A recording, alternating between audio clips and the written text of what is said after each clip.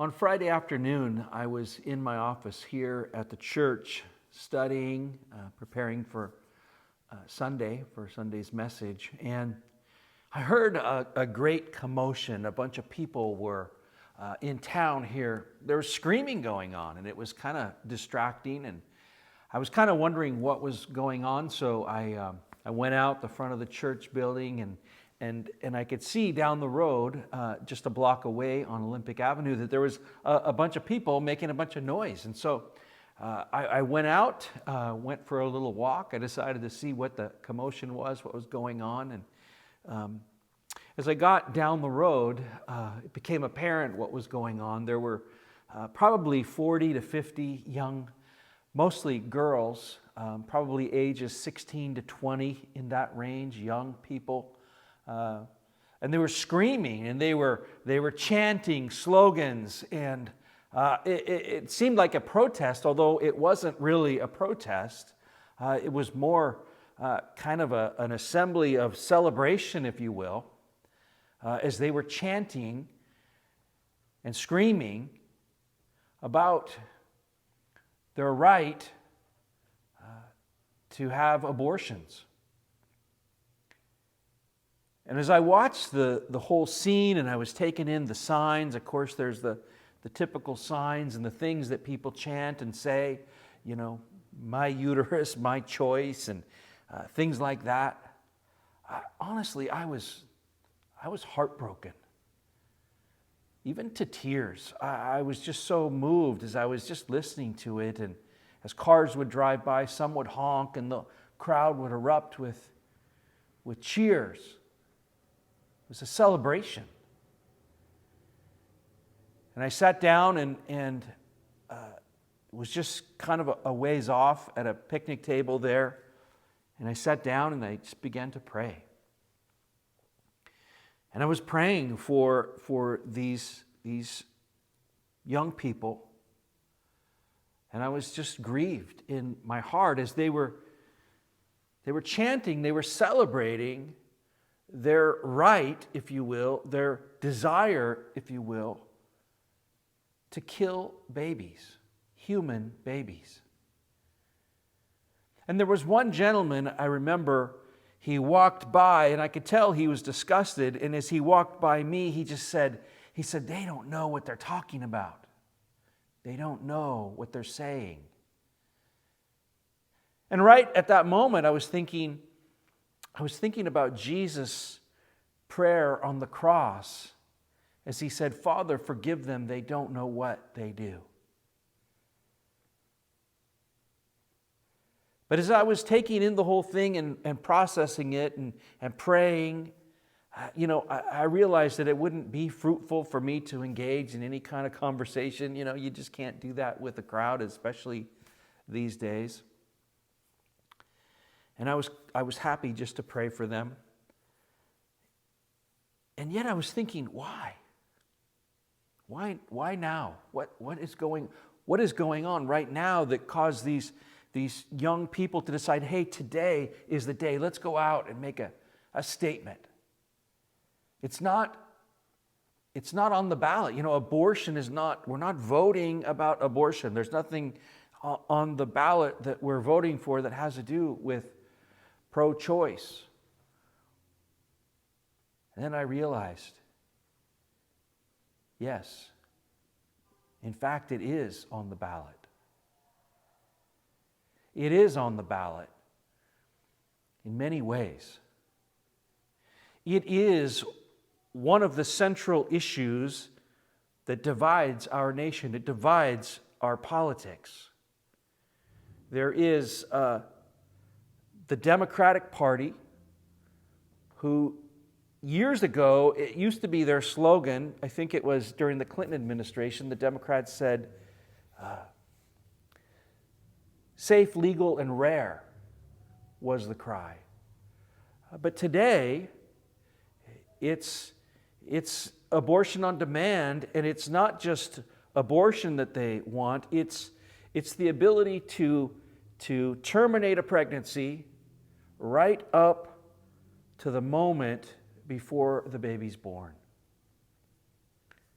That's what they stand for. That's what they want. And on the other side, for the Republicans, at least for the most part, they stand against that.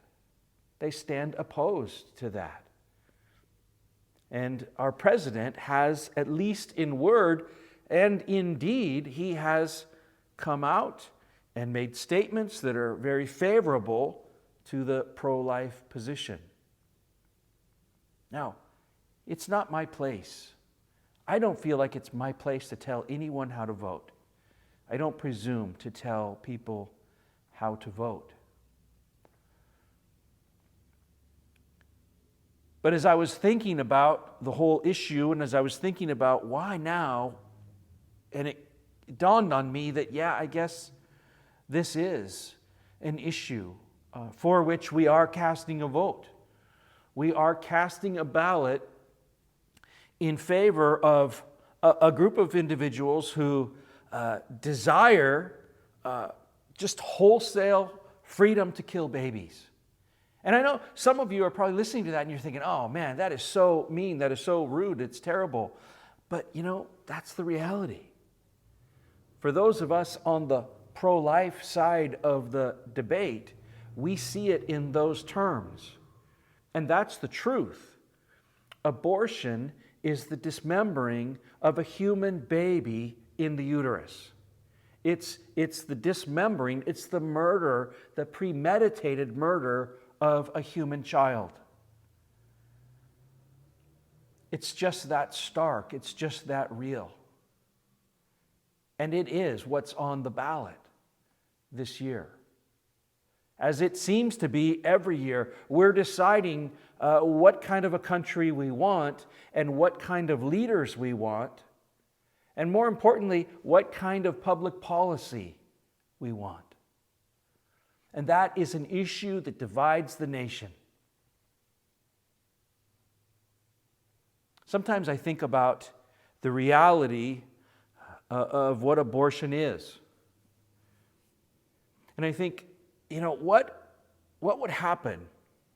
Bear with me. What would happen if I took a living frog and just in public, I just decided, you know what? I'm going to dismember a frog. I'm going to take some forceps and I'm going to pull off a leg, a forearm. I'm just going to just rip it off. And then what if I decide, hey, you know what? I'm going to take a forceps and I'm going to pull off one of those hind legs. It would be gruesome. It would be difficult. It would be gruesome. You know what? I would be vilified. I would be excoriated. I could probably go to jail for killing a frog in that way. And yet, day after day, day in and day out, hundreds and thousands of human babies are ripped apart in the womb. And it's being celebrated. And you've got celebrities bragging about their abortions as though it's something to celebrate.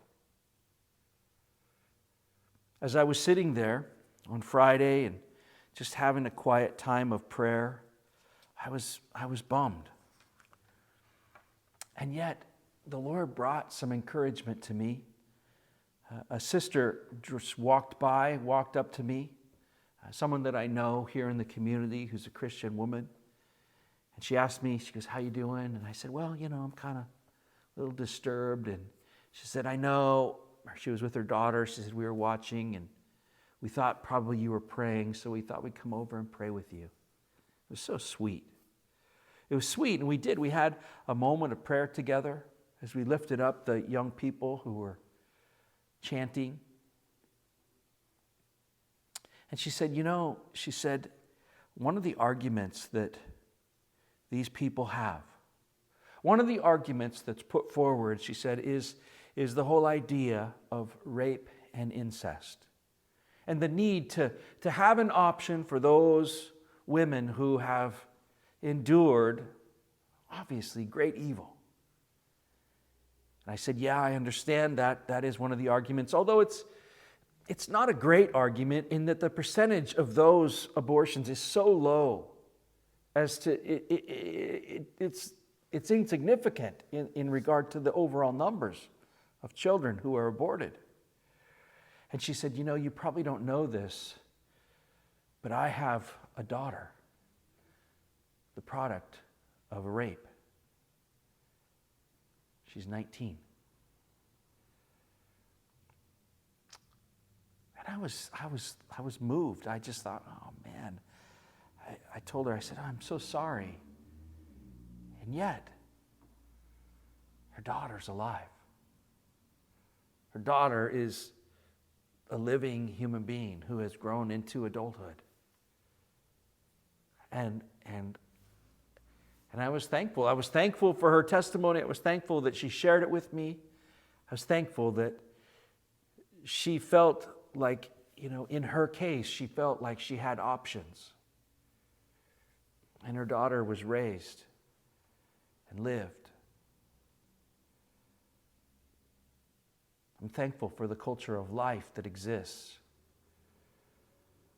This year, this election, we are once again making decisions. We're voting. And we're voting in a way, the decision is stark. The culture of life versus the culture of death. And I don't want to tell you how to vote. I don't presume, again, like I said, I don't really feel it's my place to tell people how to vote in particular. But I have voted, and I encourage you to vote. You should vote. And when you are voting, consider the culture that you're voting for. If you're a Christian, I think, to me, it's clear who we ought to be voting for. Not that we're necessarily voting just for a person, but we're voting for ideas. We're voting, in this case, with this issue, we're voting for life.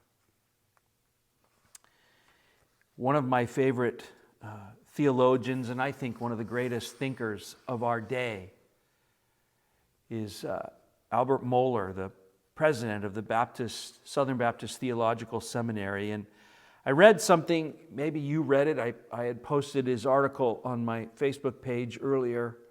I read it at church this morning as I spoke about this in particular and told this story, but I wanted to just reiterate it for those who weren't in attendance and may not have heard.